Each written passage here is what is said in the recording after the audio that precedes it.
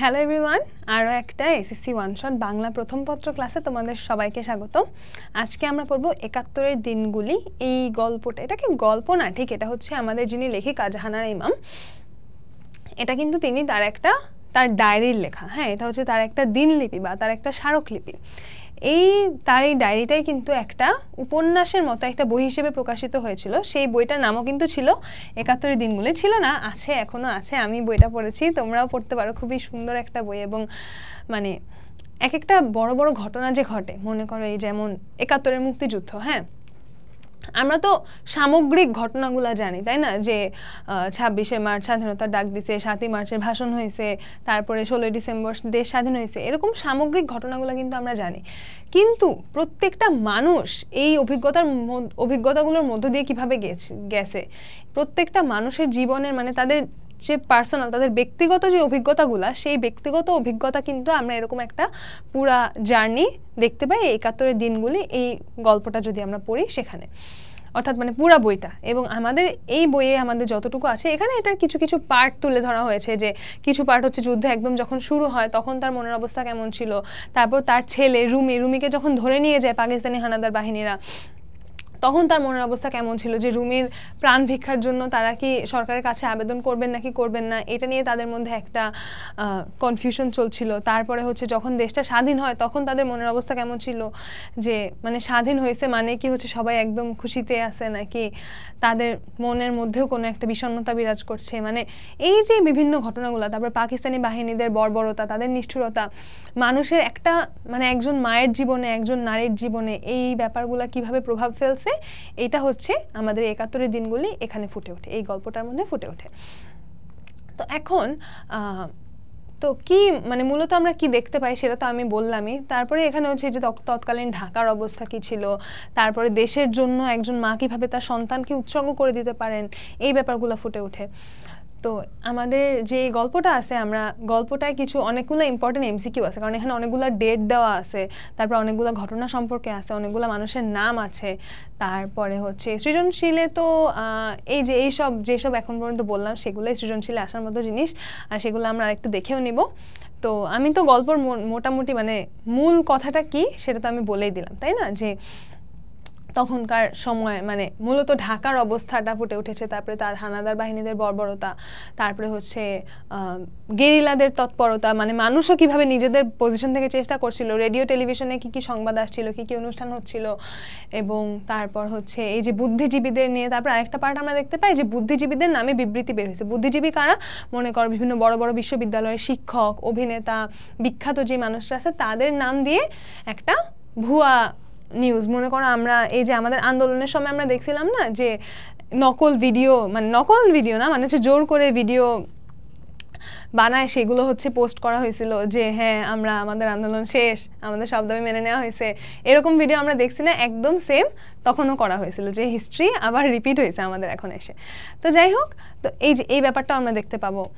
তো চলো আমরা হচ্ছে আমাদের যে গল্প তো লাইন বাই লাইন আমাদের পড়ে যাওয়া সম্ভব না, তাহলে অনেক সময় লাগবে। গল্প তোমরা নিজেরাই রিডিং পড়বা, কিন্তু গল্পে মূলত কি কি বলা হয়েছে এবং কি কি ইম্পর্টেন্ট লাইনস আছে এমসিকিউর জন্য, সেগুলো আমরা একটু দেখে যাবো, ঠিক আছে? দেখো প্রথম ডেটটা কি দেওয়া আছে, প্রথম ডেটটা দেওয়া আছে যে 13ই এপ্রিল মঙ্গলবার 1971।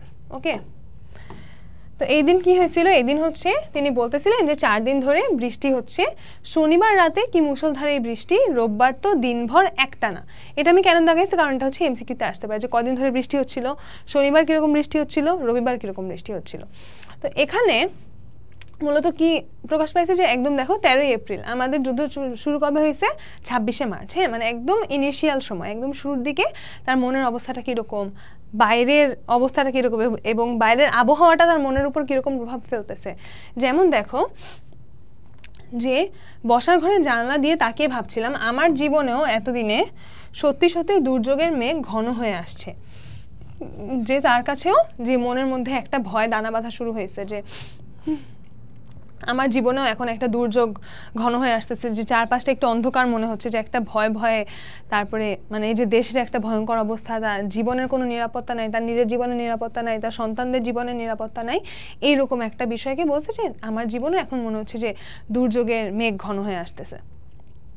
তারপরে এই যে মানুষজন যে পালায় পালায় চলে যাইতেছে যাতে হচ্ছে বেঁচে থাকতে পারে, যাতে মানে মারা যাইতে না হয়, কিন্তু কোথায় পালাবে? কোনো জায়গায় তো নিরাপদ না। দেখা যাচ্ছে এক জায়গার মানুষ আরেক জায়গায় যাইতেছে নিরাপত্তার আশায়, সেখানে যাওয়ার কারণে সেখানে আবার তারা গুলি খেয়ে মরতেছে। অর্থাৎ পুরো দেশের কোনো জায়গায় নিরাপদ না, এরকম একটা অবস্থা। শহরের মানুষ গ্রামে যাচ্ছে, দেন আবার গ্রামকে গ্রাম জ্বালায় দিচ্ছে, গ্রামের মানুষ শহরে আসতেছে, শহরে আবার তাদের খুঁজে খুঁজে মেরে ফেলতেছে, এরকম একটা অবস্থা। তারপরে কি যে নদীতে নাকি প্রচুর লাশ ভেসে যাচ্ছে, পেছনে হাত বাঁধা গুলিতে মরা লাশ, যে মানুষদেরকে এভাবে হাত বেঁধে নদীর ধারে দাঁড় করে ঠাস করে গুলি করে দিত, সবাই নদীতে পড়ে নদীতে ভেসে যাইত। তারপরে এই যে সদরঘাট সোয়ারি ঘাটে নাকি দাঁড়ানো যায় না পচা লাশের দুর্গন্ধে, মাছ খাওয়াই বাদ দিয়েছে এজন্য, যে সব লাশ নদীতে ভেসে যাইতেছে, তাই না? তাইলে ইয়ার মধ্যে নদীর মধ্যে মানুষের লাশের গন্ধ, মানুষের রক্তের গন্ধ, এবং যে মাছগুলা তাহলে কি খায়? মানুষের যে দেহাবশেষ এগুলোই তো মাছগুলা খায়, তাই না? তাইলে মাছগুলাও হয়ে গেছে এখন মানুষ খেকো মাছ। তো এই মাছ তো আর একজন সুস্থ স্বাভাবিক মানুষের পক্ষে খাওয়া সম্ভব না, তাই না? তো এই পুরা সিচুয়েশনটা আমাদের প্রথম যেই ডেটের বর্ণনা আছে সেখানে এরকম একটা সিচুয়েশনের বর্ণনা আমরা দেখতে পাই। তারপরে সেকেন্ডটা কবে? 10ই মে সোমবার 1971। কবে কি বার ছিল এইটা আমরা একটু মনে রাখার ট্রাই করবো, ঠিক আছে? এটা কিন্তু আসে এমসিকিউতে। তো এখানে হচ্ছে তিনি তার বাগানের কথা লিখছেন, যে তার বাগানে কি কি ফুল আছে। তো এই ফুলগুলো আমরা একটু দেখবো, রঙগুলা। মাখনের মতো রঙের পিস অর্থাৎ শান্তি, তাহলে পিস এই ফুলটা কি রঙের? মাখনের মতো রঙের।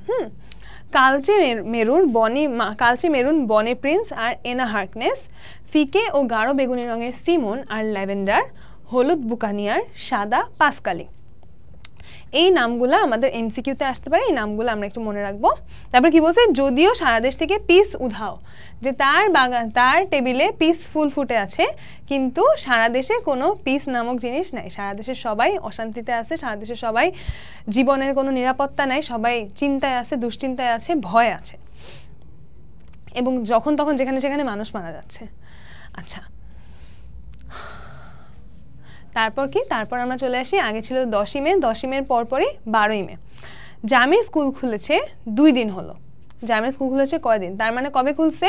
জামির স্কুল খুলছে হচ্ছে এই যে 9 তারিখে মাধ্যমিক স্কুল। সরকার হচ্ছে জোর করে স্কুল কলেজ খোলাই দিবে, যে সব কিছু স্বাভাবিক এটা বলার জন্য সরকার জোর করে স্কুল কলেজ খোলাই দিছে। তাইলে 1 তারিখে প্রাইমারি স্কুল, 1 তারিখে প্রাইমারি স্কুল এবং 9 তারিখে মাধ্যমিক স্কুল, এটা আমরা একটু মনে রাখবো। ওকে, এখন জামি স্কুলে যাচ্ছে না, সবাই মিলে ডিসিশন নিছে যে দেশের এই অবস্থা, এত অনিরাপত্তা জীবনের, এবং মানে কোনো কিছু তো স্বাভাবিক নাই, তাই না? এখন কিভাবে লেখাপড়া স্বাভাবিকভাবে চালাবে? এটা তো সম্ভব না কোনোদিন। তাহলে সবাই মিলে ডিসিশন নিছে যে স্কুল খুললেও স্কুলে যাবে না, কিছুই স্বাভাবিকভাবে চলছে না, দেশে এখন যুদ্ধাবস্থা। আচ্ছা, এবার ও 10ম শ্রেণীর ছাত্র, তাহলে জামি কোন শ্রেণীর ছাত্র? জামি হচ্ছে 10ম শ্রেণীর ছাত্র, ঠিক আছে? আচ্ছা, ঠিক আছে।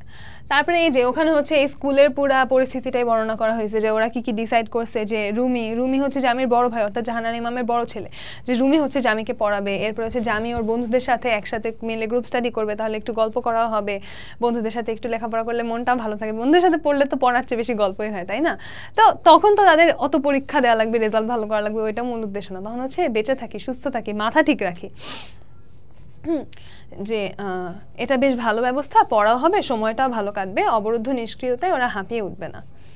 17ই মে সোমবার 1971। এর আগে আমরা কবে দেখছি? 12ই মে, এবার কি 17ই মে। দেখো যেগুলো হচ্ছে পরপর ডেট আছে, মনে করো 10 মে, 12 মে, 17ই মে, এগুলো তো আমাদের সবগুলা বার মনে রাখার দরকার নেই, তাই না? আমরা যদি একটা বার মনে রাখি, পরেরগুলো আমরা এমনি বের করতে পারবো। আচ্ছা, ওখানে এই দিনের ঘটনাটা কি? এই দিনের ঘটনা হচ্ছে ওই যে 55 জন বুদ্ধিজীবী ও শিল্পীর নাম দিয়ে হচ্ছে বিবৃতি বের হয়েছে, হ্যাঁ, যে তারা হচ্ছে এই মুক্তিযুদ্ধের পক্ষে না, যে সরকারের পক্ষে, এই রকম ধরনের জিনিসপত্র লিখে বের করছে। এখন ব্যাপারটা এমন না যে তারা এটা নিজে থেকে দিচ্ছেন, তাদেরকে মনে করো যে গিয়া ধরছে গুলি, যে লিখবি কিনা বল, তারপরে তারা যা সাইন দিছে, তারপরে তাদের যারা এটা প্রচার করছে ওরা ওদের মতো কথা বসায় দিছে, জাস্ট এটাই হচ্ছে বিবৃতি। তারপরে তিনি কি বলছেন? যে আজ সকালে কাগজে বিবৃতিটি প্রথমবারের মতো পড়ে তারা নিশ্চয়ই স্তম্ভিত হয়ে বসে রইবেন কতক্ষণ। মানে যারা এটা লিখছে তারাও এই বিবৃতিটা প্রথমবারের মতো পড়বে, কারণ তারা নিজেরাও জানে না তারা কি বিবৃতি দিচ্ছে, তাদের দিয়ে জোর করে লিখাইছে, তাদের জোর করে সাইন নিছে, এবার তারপর তাদের নামে বের করে দিছে। এবং বলবেন ধরণী দ্বিধাহ। ধরণী দ্বিধাহ মানে কি? যে হে পৃথিবী, তুমি দুই ফাঁকা হয়ে যাও, আমি তোমার মধ্যে ঢুকে যাই, যে মানে এই লজ্জা নিয়ে আর বেঁচে থাকা সম্ভব না। এরকম নির্লজ্জ মিথ্যা ভাষণে ভরা বিবৃতি স্বয়ং গোয়েবলসও লিখতে পারতেন কিনা সন্দেহ। কেন? কারণ গোয়েবলস হচ্ছে, আমরা যারা দ্বিতীয় বিশ্বযুদ্ধের কথা শুনেছি, দ্বিতীয় বিশ্বযুদ্ধে যে একজন অত্যাচারী হিটলার ছিল, সেই হিটলারের একজন সহযোগী ছিল হচ্ছে গোয়েবলস। সে হচ্ছে এরকম বিভিন্ন ধরনের রাজনৈতিক প্রোপাগান্ডা ছড়াইতো, মিথ্যা কথা লিখে, মানে তাদের সুবিধা মতো যখন যে প্রয়োজন অনুযায়ী মিথ্যা কথা লিখে ছড়াই দিত পেপার পত্রিকায়। তো সেই লোক হচ্ছে গোয়েবলস। তো মানে এই জিনিসটা যে কতটা খারাপ এবং কতটা লজ্জাজনক সেটা বোঝানোর জন্য এই কথা বলছেন যে গোয়েবলস যেটা লিখতো সেটা অলরেডি এত খারাপ ছিল, কিন্তু এইটা এতই খারাপ যে স্বয়ং গোয়েবলসও হয়তো এরকম মিথ্যা লিখতে পারতেন না। এই পূর্ব বাংলার কোন প্রতিভাধর ব্যক্তি বিবৃতিটি তৈরি করেছেন জানতে বড় ইচ্ছে করে।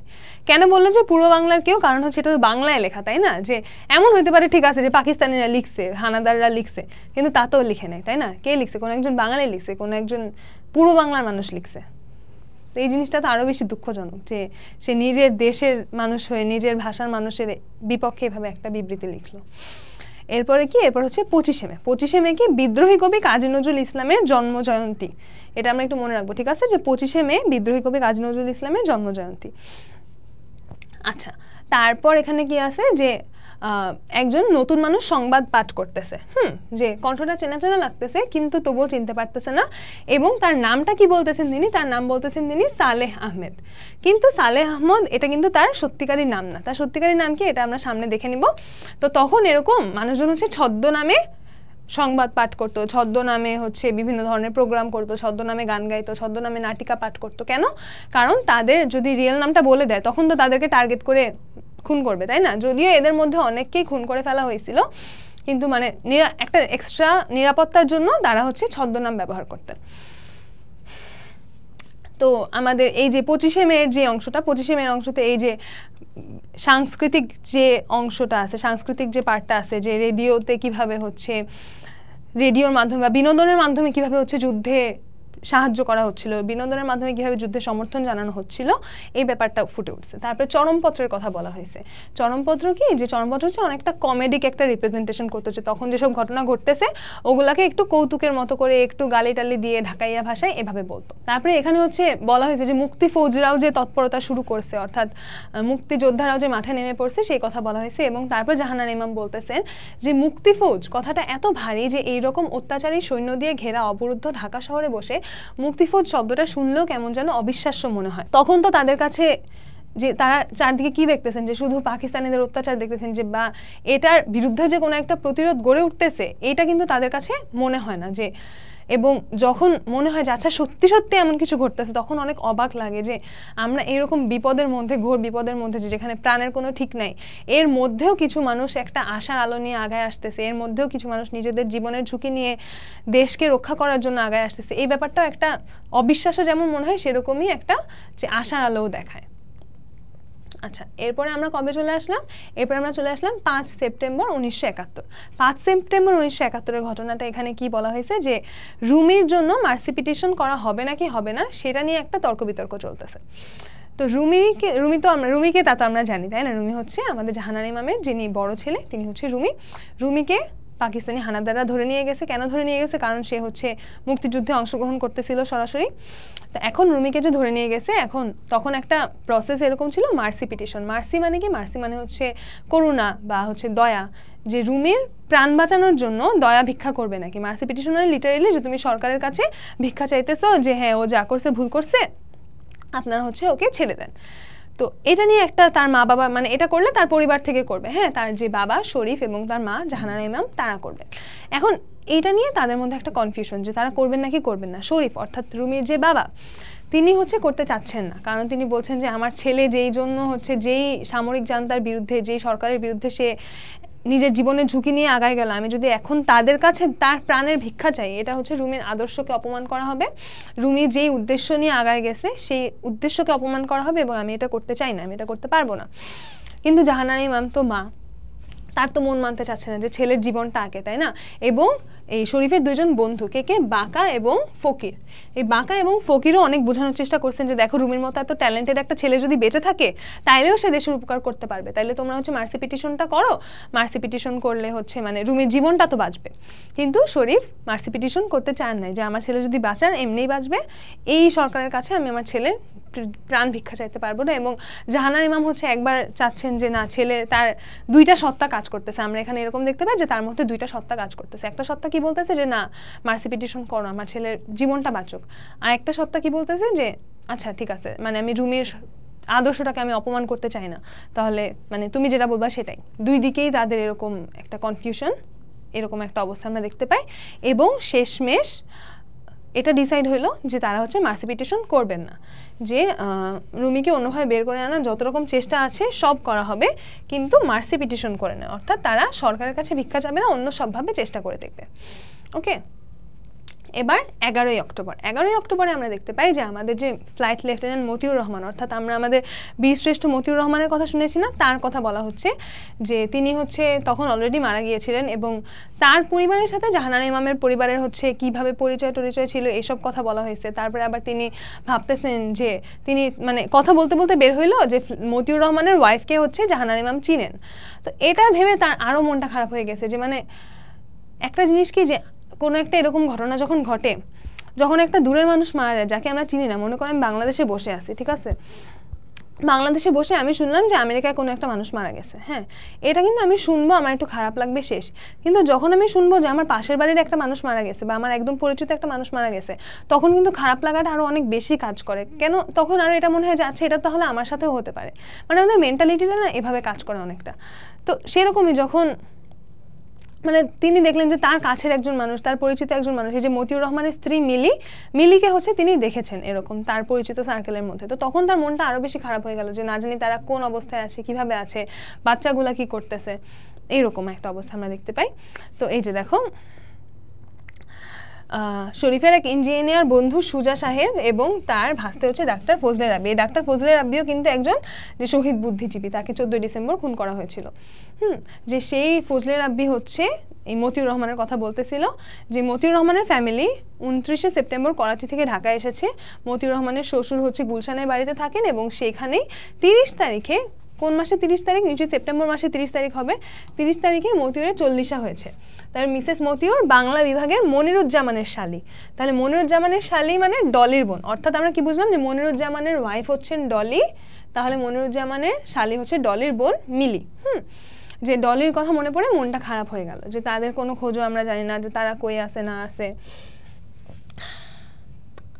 আচ্ছা, তারপরে এখানে আবার হচ্ছে ওই যে স্বাধীন বাংলা বেতার কেন্দ্রে তারা পরিচিত কার কার নাম শুনতে পাচ্ছেন, এই নামগুলো কিন্তু আমাদের জন্য ইম্পর্টেন্ট। হ্যাঁ, যে এই যে সালেহ আহমদ আমরা দেখলাম না একটা যে সালেহ আহমদ আসলে কি, সালেহ আহমদ আসলে হচ্ছে হাসান ইমাম, এটা কিন্তু ইম্পর্টেন্ট। হ্যাঁ, সালেহ আহমদ কে ছিল? সালেহ আহমদ কার ছদ্মনাম?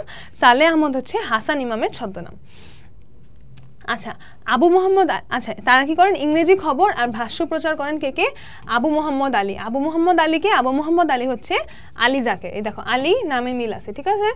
এবং আহমেদ চৌধুরী, আহমেদ চৌধুরীকে, আহমেদ চৌধুরী হচ্ছেন আলমগীর কবির। তারা কি করেন? ইংরেজি খবর ও ভাষ্য প্রচার করেন। আচ্ছা, গায়ক কে কে আছেন? গায়ক আছেন রথীন্দ্রনাথ রায়, আব্দুল জব্বার, অজিত রায়, ইন্দ্রমোহন রাজবংশী, হরলাল রায়। কথিকায় থাকেন সৈয়দ আলী আহসান, কামরুল হাসান, ফয়েজ আহমদ এবং নাটকে রাজু আহমেদ, মাধুরী চট্টোপাধ্যায়, ঠিক আছে। তো এখানে এই নামগুলো আমরা একটু দেখে নিব, but most important K K? Most important হচ্ছে যেগুলো ছদ্মনাম আছে, কারণ আমাদের প্রশ্ন এভাবে আসবে যে এইটা কার ছদ্মনাম ছিল বা এই মানুষটার ছদ্মনাম কি ছিল। তাহলে সালেহ আহমদ হচ্ছে হাসান ইমাম, তারপরে এই যে আবু মোহাম্মদ আলী হচ্ছে আলী জাকের এবং আহমেদ চৌধুরী হচ্ছে আলমগীর কবির। আচ্ছা, নেক্সট হচ্ছে আমাদের একদম লাস্ট ডেট মনে হয় এটাই, 16ই ডিসেম্বর। তো আজ সকাল 9টা পর্যন্ত যে আকাশ যুদ্ধ বিরতির কথা ছিল, আচ্ছা এখানে হচ্ছে এই যে যখন হচ্ছে দেশটা স্বাধীন হয়ে গেছে, যখন বিজয় চলে আসছে, তখন এই সিচুয়েশনটা কীরকম ছিল সেইটা হচ্ছে প্রকাশ করা হয়েছে। যে জেনারেল নিয়াজি 93,000 পাকিস্তানি সৈন্য নিয়ে আত্মসমর্পণ করেছে আজ বিকেল 4:31। যে 16ই ডিসেম্বর বিকেল 4:31 হচ্ছে জেনারেল নিয়াজি আত্মসমর্পণ করেছিল। আচ্ছা, এবার হচ্ছে আমরা কিছু অনুধাবনমূলক প্রশ্ন দেখে নিই যে আমাদের অনুধাবনমূলক প্রশ্নগুলো কীরকম আসতে পারে এবং আমরা সেগুলো কীভাবে আনসার করব। আচ্ছা, জামি স্কুলে যাচ্ছে না কেন? জামি কেন স্কুলে যাচ্ছিল না? কারণ দেশের এত খারাপ অবস্থা এই জন্য হচ্ছে এই অবস্থায় তো স্বাভাবিকভাবে লেখাপড়া চালিয়ে যাওয়া সম্ভব না, এই জন্যই যে আমি স্কুলে যাচ্ছি না, এটা আমরা লিখবো প্রথম লাইনে। তারপরে দ্বিতীয় প্যারায় কি লিখবো? দ্বিতীয় প্যারায় আমরা লিখবো যে দেশের আসলে সামগ্রিক অবস্থাটা কী ছিল এবং তার পরিবারের অবস্থাটা কী ছিল এবং জামির লেখাপড়া নিয়ে আসলে কী ঠিক হয়েছিল, যে জামি 10ম শ্রেণীর ছাত্র ছিল, তারা ঠিক করেছিল যে রুমি হচ্ছে তাকে যতদিন বাড়িতে আছে রুমি হচ্ছে তাকে লেখাপড়ায় সাহায্য করবে এবং এরপরে জামি তার বন্ধুদের সাথে একসাথে পড়াশোনা করবে। ওকে, ধরনী দ্বিধা হয়, এটা কেন বলা হয়েছে? ওই যে বিবৃতিটা পড়ে, যে নির্লজ্জ মিথ্যা ভাষণে ভরা বিবৃতি পড়ে যে লজ্জায় এই কথা বলা হয়েছিল। স্বাধীন বাংলা বেতার কেন্দ্রের শিল্পীরা ছদ্মনাম ব্যবহার করতো কেন? তারা তাদের নিরাপত্তার জন্য ছদ্মনাম ব্যবহার করতো, কারণ এমনিতেই হচ্ছে দেশের মানুষদেরকে ধরে ধরে মারতেছিল, তো যারা এরকম ফ্রন্ট লাইনে এসে কাজ করবে, অন্য মানুষকে মোটিভেট করবে, তাদের তো আরো আগে ধরে দিবে গুলি করে। আচ্ছা, জিনিসটা আসলে হাসির না, আমি কেন হাসতেছি? ওকে, এভাবে দ্বিধাদ্বন্দ্বে কেটেছে দুদিন দুরাত। এই দ্বিধাদ্বন্দ্ব কেন ছিল মনে আছে? এই দ্বিধাদ্বন্দ্ব ছিল হচ্ছে ওই যে মার্সি পিটিশন করা হবে না কি হবে না, এইটা নিয়ে ছিল হচ্ছে দ্বিধাদ্বন্দ্ব। ওকে, সামরিক জান্তার কাছে মার্সি পিটিশন করলে রুমি বাবা মাকে ক্ষমা করতে পারবে না কেন? কেন ক্ষমা করতে পারবে না জানো? কারণ হচ্ছে যে সে যাদের বিরুদ্ধে গেছে যুদ্ধ করতে, সে কিন্তু নিজের জীবনের ঝুঁকি জেনেই গেছে, তাই না? সে কিন্তু এটা ভেবেই গেছে যে আমি হয় মানে দেশকে স্বাধীন করবো আর না হলে আমি মারা যাবো, দুইটার একটাই অপশন ছিল, মানে এই দুইটাই অপশন ছিল তার কাছে, যে কোনো একটা হবে। তো তিনি তো এরকম নিশ্চয়ই তার মাইন্ডসেট ছিল যে তিনি মারা গেলে যাবেন, কিন্তু তাও এই অত্যাচারীদের বিরুদ্ধে তিনি যাবেন। তো সেই অত্যাচারীদের কাছে গিয়ে তার প্রাণ ভিক্ষা চাওয়া, সেই অত্যাচারীর কাছে গিয়ে নিচু হওয়া, এটা তো তিনি কিছুতেই মানবেন না, তাই না? তাই তার আদর্শের অপমান করা হবে বলে তার আত্মসম্মানের জায়গা থেকে তিনি হচ্ছে তার মা বাবাকে কখনো ক্ষমা করতে পারবেন না। মুক্তিফৌজ কথাটা লেখকের কাছে ভারী কেন? কারণ তখন তারা এরকম একটা অবরুদ্ধ অবস্থার মধ্যে ছিলেন, যে একটা দমবন্ধ অবস্থা, যে কি হবে না হবে কোনো কিছুর কোনো ঠিক নাই। তাই হচ্ছে সেখানে বসে এরকম মুক্তিফৌজদের মতো একটা শব্দ, যে যারা হচ্ছে নিজেদের জীবনের তোয়াক্কা না করে মানুষের জন্য দেশের জন্য এগিয়ে যাচ্ছে, তাই এই শব্দটাকে খুব ভারী মনে হয়েছে। এগুলো কিন্তু আমি আমার মতো করে বলতেছি, যে মানে তুমি তোমার মতো করে কিভাবে বলতে পারো বা তুমি তোমার মতো করে কিভাবে ইজিলি লিখতে পারো সেটার আইডিয়া দেওয়ার জন্য। হ্যাঁ, এই জিনিসগুলো কিন্তু এমন না যে কোনো একটা তোমার কংক্রিট এই লাইনটাই লিখতে হবে। তুমি যদি সেন্সটা বুঝতে পারো, তুমি যদি গল্পটা বুঝতে পারো, যেখানে কি বলা হয়েছে, কি বোঝানো হয়েছে, কি প্রকাশ করা হয়েছে, বা একটা লাইন অনুধাবনমূলকে কি আসে, একটা লাইন আসে, তাই না? তো একটা লাইন দিয়ে কি বোঝানো হয়েছে এটা যদি তুমি বুঝো, তখন কিন্তু তোমার এই আনসারগুলো করা কোনো ব্যাপারই না। ঠিক আছে? মাছ খাওয়াই বাদ দিয়েছে। কেন মাছ খাওয়া বাদ দিয়েছে? কারণ ওই যে নদীতে হচ্ছে মানুষের লাশ ভেসে যাচ্ছিল, তাই হচ্ছে লাশের গন্ধে, তো মানে লাশের গন্ধে থাকা যায় না, এইরকম একটা অবস্থা, তাই হচ্ছে তারা মাছ খাওয়া বাদ দিয়ে দিছে। মার্সি পিটিশন করতে চাচ্ছিলেন না কেন? মার্সি পিটিশন করতে চাচ্ছিলেন না ওই যে রুমির আদর্শের অপমান করা হবে দেখে। আচ্ছা, এবার আমরা একটু সৃজনশীল দেখি। গতকাল সন্ধ্যায় মিলিটারি এসে স্কুলে ক্যাম্প করেছে, মিলিটারির ভয়ে গ্রাম ছেড়ে দলে দলে লোক পালাচ্ছে। তাজিব তার চাচাকে খুঁজতে বাজারের পাশ দিয়ে হাঁটতে থাকে, ঠিক সেই সময় মিলিটারিদের একজন তাজিবের দিকে গুলি ছুড়ে তাজিবের রক্তাক্ত শরীরটি মাটিতে লুটিয়ে পড়ে। ৭১ দিনগুলির কোন দিকটি ফুটে উঠেছে? কোন দিকটি ফুটে উঠেছে বলতো? এই যে নির্বিচারে মানুষজনকে যে ধরে ধরে খুন করে ফেলতেছিল, নদীর ধারে দাঁড় করে গুলি করে দিচ্ছিল, এভাবে নির্বিচারে মানুষ খুন করার দিকটা ফুটে উঠেছে। এটা হচ্ছে আমরা প্রথম লাইনে লিখবো। এরপরে দ্বিতীয় প্যারায় কি লিখবো? দ্বিতীয় প্যারায় হচ্ছে আমরা লিখবো যে আমাদের উদ্দীপকে কি ফুটে উঠেছে সেটা আমরা নিজের ভাষায় লিখবো। এবং আমরা তৃতীয় প্যারায় কি লিখবো? তৃতীয় প্যারায় আমরা ৭১ দিনগুলি গল্প থেকে এই উদ্দীপকের সাথে যে দিকগুলো মেলে সেই দিকগুলো লিখে দিব। শেষ আমাদের আনসার। আশা করি 3 দিন পেয়ে যাবা যদি সুন্দর করে, আর মোটামুটি 2 পেজ এরকম বড় করে যদি লিখো তাহলে আর কোনো প্রবলেম নাই ইনশাল্লাহ। উদ্দীপকটি ৭১ দিনগুলির রচনার মূলভাব প্রকাশে যথেষ্ট নয়, উক্তিটির যথার্থতা বিচার করো। যথেষ্ট নয় কেন? কারণ ৭১ দিনগুলির রচনায় কিন্তু আরও মানে প্রথমত এখানে হচ্ছে একজন লেখিকার যে তার নিজের ব্যক্তিগত যে অভিজ্ঞতা সেটা ফুটে উঠেছে, এবং সেখানে আরও অনেক ভাস্ট তার যে নিজের সন্তানের প্রতি ভালোবাসা, তারপরে হচ্ছে মানে ৭১ দিনগুলির রচনায় আরও অনেক কিছু প্রকাশ পেয়েছে। কী কী প্রকাশ পাইছে আমরা তো গল্পটা পড়ছি, তো আমরা হচ্ছে ব্যাখ্যা লেখার সময় সেখান থেকে লিখে দিব। বুঝতে পারছি যে আমরা ফার্স্টে সেকেন্ড প্যারাতে এগুলাই লিখবো, তারপর থার্ড প্যারায় হচ্ছে ৭১ দিনগুলির রচনাতে আরও এক্সট্রা কী কী ছিল। এক্সট্রা কী কী ছিল যেমন এই যে সারা দেশের অবস্থা কেমন ছিল, যে একটা অবরুদ্ধ অবস্থা, তারপরে এই যে সরকার জোর করে স্কুল খুলাই দিচ্ছিল, তারপর হচ্ছে এই যে বুদ্ধিজীবীদের দিয়ে হচ্ছে তাদের বিবৃতি লেখায় নিছে, তারপরে এই যে রুমের মার্সি পিটিশন করার ব্যাপারটা, তারপরে লাস্টে যে বিজয় দিবসের দিনের কথা আসলো, এই সব কিন্তু আমরা ৭১ দিনগুলিতে দেখতে পাই। কিন্তু এতগুলো ব্যাপার কিন্তু আমাদের উদ্দীপকে ফুটে উঠে নেই। উদ্দীপকে কি ফুটে উঠছে? উদ্দীপকে শুধুমাত্র এভাবে নির্বিচারে মানুষকে গুলি করে মেরে ফেলার ব্যাপারটাই ফুটে উঠছে। ওকে, আচ্ছা, তাহলে একটা সৃজনশীল আমরা বুঝলাম। আচ্ছা, এই সৃজনশীলটা যে বিদেশি সেনার কামানে বুলেটে বিদ্ধ নারী শিশু আর যুবক জওয়ান বৃদ্ধ শত্রু সেনারা হত্যার অভিযানে। তারপর আর একটা লাইন ছিল কিন্তু এখানে দেয় নাই।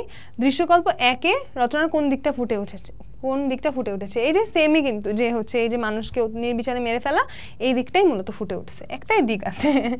আচ্ছা, দৃশ্যকল্প 2-এ 71 দিনগুলির রচনার মূল চেতনাকে ধারণ করে কি? চেতনাটা কি? স্বদেশে তরুণ হাতে নিত্য বেজেছে অবিরাম মেশিন গান মর্টার গ্রেনেড, অর্থাৎ যে এই দেশের তরুণরা কিভাবে দেশের জন্য ঝাঁপিয়ে পড়েছে।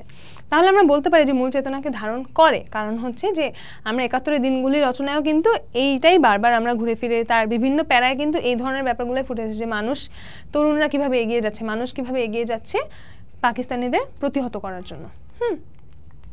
আচ্ছা, তাহলে আমাদের সৃজনশীল দেখার ডান। এবার আমরা এমসিকিউ শুরু করি।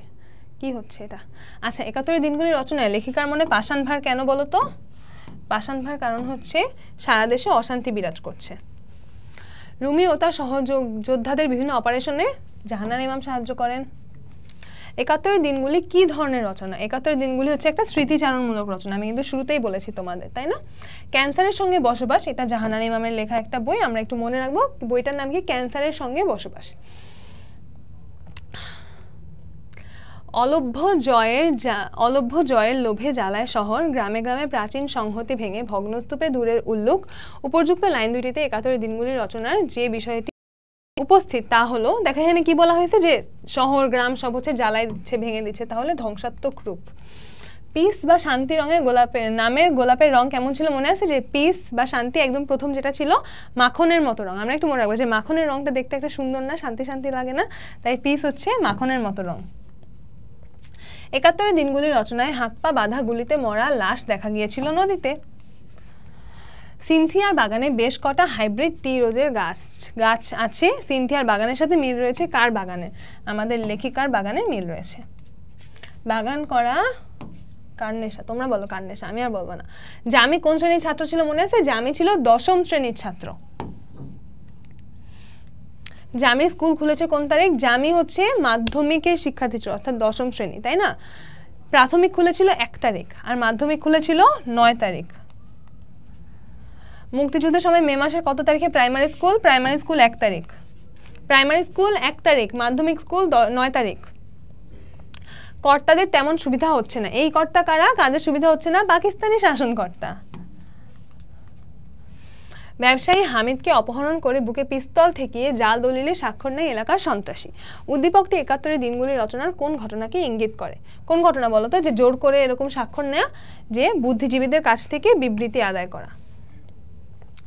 নির্লজ্জ মিথ্যা ভাষণে ভরা বিবৃতি বলতে কি বুঝো? আমরা কি বুঝছি? যে আমরা কি দেখছি? যে গোয়েবলসের মতো বিবৃতি, তাই না? যে গোয়েবলস যেরকম মিথ্যা বিবৃতি লিখতো সেই রকম গোয়েবলসের মতো বিবৃতি। 1971 সালের 25শে মে কোন কবির জন্ম জয়ন্তী ছিল? মনে আছে কোন কবি বলো তো? 1 2 3 সময় শেষ। কাজী নজরুল ইসলাম। 17ই মে সোমবার 1971 সালের আজকের কাগজে কতজন বুদ্ধিজীবী ও শিল্পী?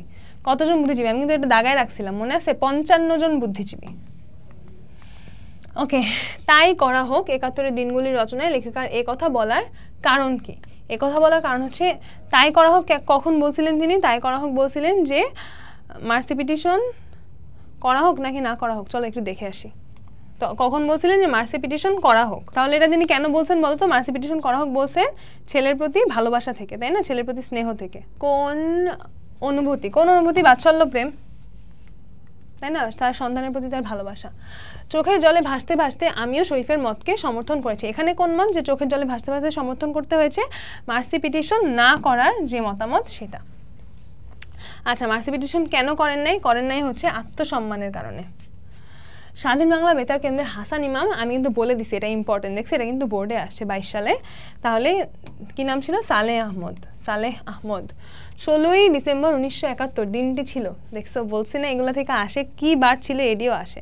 কিন্তু 16ই ডিসেম্বর একটা ইম্পর্টেন্ট ডেট। হ্যাঁ, সবগুলো তোমাদের কষ্ট করে মনে রাখতে হবে না। 16ই ডিসেম্বর মানে কিন্তু বিজয় দিবস, তাই এটা আমরা একটু মনে রাখবো। কি দিন ছিল আমার মনে নাই, বৃহস্পতিবার ছিল। ওকে, সাম্রাজ্যবাদী বেনিয়া বলতে কাদের বোঝানো হয়েছে? সাম্রাজ্যবাদী বেনিয়া বলতে ব্রিটিশ ঔপনিবেশিক। আচ্ছা, এখানে সাম্রাজ্যবাদী বেনিয়া এটা কোথায় ইউজ হয়েছিল এটা আমার মনে পড়তেছে না। নর্মালি তো অবিভক্ত পাকিস্তানি শাসক হওয়ার কথা, তাই না? তোমরা একটু এটা বইয়ে দেখো, বইয়ে যদি এই কনটেক্সটে থাকে তাহলে এটা হবে, বইয়ে যদি এই কনটেক্সটে ইউজ না হয় তাহলে নর্মালি অবিভক্ত পাকিস্তানি শাসক হওয়ার কথা।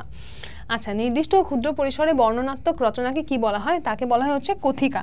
কথিকা আমরা কোথায় দেখছি? ওই যে যেখানে হচ্ছে কোন শিল্পী কি পাঠ করতেছিলেন ওখানে হচ্ছে কথিকা কে কে পাঠ করতেছিলেন এরকম একটা পাঠ ছিল। আচ্ছা, ৭১ দিনগুলি কোন গ্রন্থ? এটা একদম সহজ, ৭১ দিনগুলি গ্রন্থ থেকে এটা হচ্ছে সংকলন করা হয়েছে। ৭১ দিনগুলি রচনায় লেখিকার কোন অভিব্যক্তি প্রকাশ পেয়েছে? এখানে তার মূলত আমরা দেখতে পাই অপত্য স্নেহ, না হৃদয় যন্ত্রণা। হ্যাঁ, মূলত তো অপত্য স্নেহ না, মূলত তার হৃদয় যন্ত্রণা, যে শুরু থেকে শেষ পর্যন্তই কিন্তু তার যে কষ্টের কথাগুলোই বারবার ফুটে উঠছে, যে আমার জীবনেও মেঘের ঘনঘটা, কালো মেঘের ঘনঘটা এগিয়ে আসছে, তারপরে এই যে তার সন্তানকে নিয়ে গেল ধরে, তারপর সন্তানের জন্য মার্সি পিটিশনও করতে পারলেন না, এভাবে তার হৃদয়ে যন্ত্রণাটাই বারবার আমরা দেখতে পাই যে ফুটে ওঠে। আমার জীবনেও এতদিনে সত্যি সত্যি কথাটি দ্বারা বোঝানো হয়েছে যে যুদ্ধের ভয়াবহতা ক্রমে বৃদ্ধি পাচ্ছে, লেখক নিজেকে নিরাপত্তাহীন ভাবছেন, পুত্রশোকে কাতর হয়ে পড়েছেন। এটা কেন হবে না? কারণ এই কথাটা যখন তিনি বলছেন এটা কিন্তু একদম এপ্রিল মাসে ছিল, তখন কিন্তু তার ছেলেকে ধরে নিয়ে যাওয়া হয় নাই। তাহলে আনসার হবে ১ ও ২। স্বাধীন বাংলা বেতার কেন্দ্র থেকে প্রচারিত কথিকা যুদ্ধের খবর জানাতো, মুক্তিযোদ্ধাদের অনুপ্রাণিত করত, হানাদারদের অপকীর্তি প্রচার করত। তিনটাই হবে। স্বাধীন বাংলা বেতার কেন্দ্রে সালেহ আহমদ, এটা তো হচ্ছে হাসান ইমাম, মুখস্থ। ঠিক আছে, ওকে, আমাদের ক্লাস শেষ। ঠিক আছে, তাহলে আমরা ৭১ দিনগুলি থেকে কি কি সৃজনশীল আসতে পারে, কি কি এমসিকিউ আসতে পারে সব দেখে নিলাম। তোমরা বই থেকে একটু গল্পটা পড়ে নিবে এবং গল্পগুলো না বোঝার চেষ্টা করবে, একটু ফিল করার চেষ্টা করবে, অনুভব করার চেষ্টা করবে, এবং যদি তোমাদের হাতে সময় থাকে তাহলে তোমরা উপন্যাসটাও পড়ে নিতে পারো। মানে এটা আমি তোমাদের এক্সামে ভালো করার জন্য বলতেছি না, মানে এমনি যে তোমাদের একটা বইয়ের সাজেশন দিচ্ছি, যে তোমরা যদি কেউ বই পড়তে চাও তোমরা ৭১ দিনগুলি বইটা পড়তে পারো। আশা করি মানে সুন্দর একটা বই। হ্যাঁ, বইটা পড়ে অনেক কিছু জানতে পারবে, অনেক কিছু বুঝতে পারবে, ভালো লাগবে আশা করি। আর এই যে গল্পটা তোমরা বই থেকে একটু রিডিং পড়ে নিও। বাংলা ফার্স্ট পেপারে গল্প পড়তে তো ভালোই লাগে, তাই না? বাংলা ফার্স্ট পেপার রিডিং পড়তে কষ্ট আছে।